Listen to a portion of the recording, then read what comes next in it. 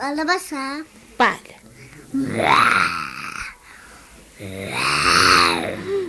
چه شیری شده.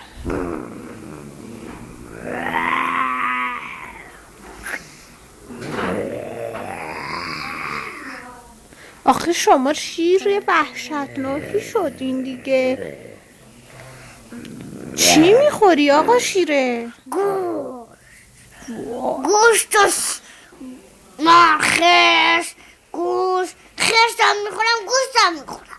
خرسم میخوری؟ آره گوشتم میخورم. آخه این آقا خرسی شما رو خورد که؟ نخورد که منو. پس چیکار کرد؟ بام دنگید. کی برنده شد؟ من پاندوشم اونو زدم رو سمک این منو خورد. بعدش من میخوام خرساله بخورم گوشتم.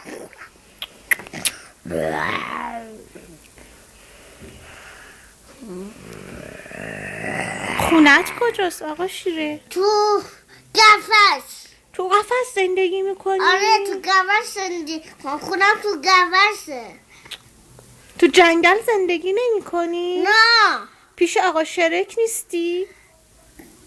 آقا شرک تو با اون تو قفس من با الله با آپو اون در زندگی کنم. آقا شیره امروز روز تولدته؟ آره. چند سالت شد؟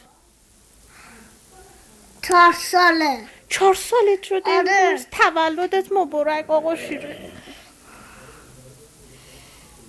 نکن اینجوری میترسم. خب بچه نه به خودم دارم میکنم. به خودم. به خودتی؟ آره به خودم دارم اینجوری میکنم. آها فکر کردم با منی. با شما نبودم با خودم بودم. شما بچه ها رو میخورین آقا شیره؟ نه بچه ها رو نمیخورم. باشون دوستم. آفرین. الان آقا شیره عصبانی؟ نه. مهربونی؟ آره مهربونم. کجا میخوای بری حالا؟ میخوام برم مثل بچه ها زندگی کنم. تو قفس؟ نه مثل بچه ها تو خونه هستون. بچه ها کجان؟ تو خونه هست. فکر کردم میری جنگل آقا شیره. نه مثل بچه ها بمونم. براشون غذا میبری؟ آره من میبرم. چی غذا شکار کردی؟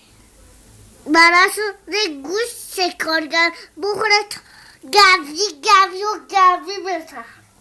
شما الان قوی شدین؟ آره الان گوی الان باید گشت ها بخورم خیلی بسور بزن. ببین خیلی گویم. ببینم. ببین باید گشت ها بخورم خیلی بسور بزن. مثل دایی محمد آقا شیره. آره آقا شیره ماشینت چیه؟ پاتول میشه اما پاتول آبیه میشه دایمه پاتول دارم. مثل دایی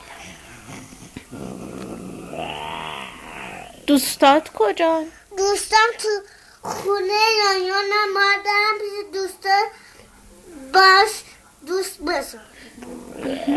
با رایانم دوستی؟ آره با رایانم دوستم.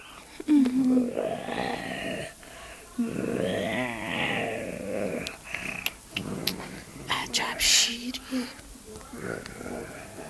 داری میری آقا شیره؟ آره خدافظ.